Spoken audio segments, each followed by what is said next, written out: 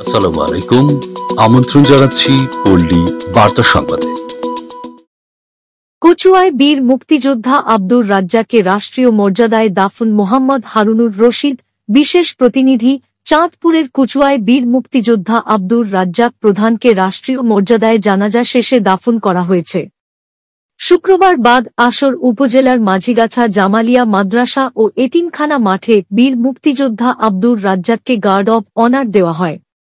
এ সময় উপজেলা সহকারী কমিশনার ভূমি বাপ্পি দত্ত রনি ও কচুয়া থানার এসআই মিন্টু কুমার ধরের নেতৃত্বে একটি চৌকস দল তাঁকে গার্ড অব অনার প্রদান করেন এবং উপজেলা চেয়ারম্যান মাহবুব আলম, বীর মুক্তিযোদ্ধা আলহাজ মোহাম্মদ জাবের মিয়া ও ইউপি চেয়ারম্যান আলহাজ ইসহাক সিকদারের নেতৃত্বে বীর মুক্তিযোদ্ধা আব্দুল রাজ্জাকের মরদেহে ফুল দিয়ে শ্রদ্ধাঞ্জলি জানান।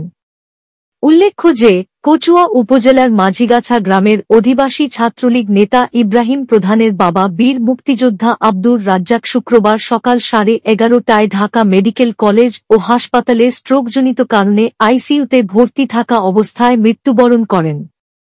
মৃত্যুকালে তিনি স্ত্রী, 2 ছেলে ও 2 মেয়েসহ বহুগুণগাহী রেখে গেছেন। শুক্রবার মরহুমের লাশ শেষ চোখের জলে জানাজা শেষে পারিবারিক কবরস্থানে দাফন করা হয়। তো 73 সালে যেমন দেখছি, আমি তখনই বুঝতে পেরেছি যে তিনি হয়তো আর থাকবেন না। এই কথাটি বলছি, তিনি থাকবেন না, আসলে আমরাও কেউ থাকবো না। আজকে এই জায়গা থেকে আমাদেরকে কিছু শিক্ষা নেওয়ার বিষয় আছে। বীর মুক্তিযোদ্ধারা যা করে গেছেন, আজকে ওনাদের মৃত্যু কিন্তু আজকে না, 71 সালে কিন্তু ওনারা মৃত্যুকে আলিঙ্গন করেই এই দেশকে স্বাধীন করার জন্য নেমেছেন। আজকে আমরা যা হয়েছি বীর মুক্তিযোদ্ধাদের জন্য। এই জায়গা থেকে বীর মুক্তিযোদ্ধাদের যারা জীবিত আছে তাদের শারীরিক সুস্থতা কামনা করি এবং যারা প্রয়াত হয়েছে আল্লাহ তাআলা তাদেরকে বেহেশত নসিব করুন। অনেকের রয়েছে, তারা অনেকেই চিরশায়িত হয়েছেন, অনেকেই অসুস্থ আছেন।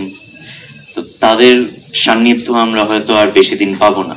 তো জাতি হিসেবে আমাদের যতটুকু সুযোগ আছে, যারা এখনো জীবিত আছেন, সেই বীর মুক্তিযোদ্ধাদের সান্নিধ্যে এসে তাদের যেই 71-এ যুদ্ধকালীন যে ঘটনাগুলো, তাদের যেই অনুভূতি ছিল, তাদের যেই এক্সপিরিয়েন্স হয়েছে ওই সময়টায়, তাদের কাছ থেকে এইগুলো জিনিস, এই শিক্ষাগুলো নেয়ার এখনো যাদের সুযোগ আছে তাদের আমি অনুরোধ করব আপনারা একটু তাদের সাথে যোগাযোগ রাখবেন।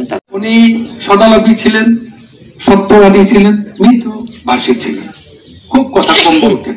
73 সালে যা দেখছি, তখন উনি বিবাহ করেন নাই, তখন আমরা একসাথে আমরা তিনজন ছিলাম ওই উন্নয়নের সাথে কত জড়িত ছিলাম। আজকে আমার সবাই তারই সন্তান, সুসন্তান। নীলখান যাবি